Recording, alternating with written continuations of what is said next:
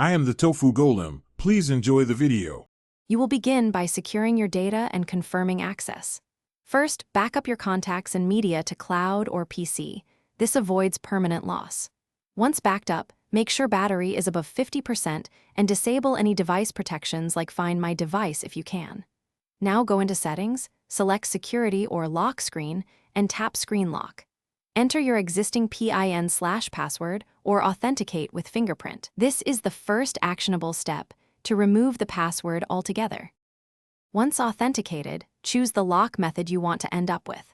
If you want no password, select None or Swipe. This removes PIN and password protection immediately. If you prefer a different method, pick Pattern, PIN, or Fingerprint and follow prompts to set it up, because replacing is safer than fully removing for security. Make sure to confirm your choice and wait for the system to apply changes. If you see a device policy prompt, follow the on-screen instructions to override it.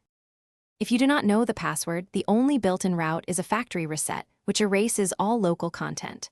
Start by powering off the phone, then hold volume up and power to enter recovery mode. Navigation uses volume keys and selection uses power.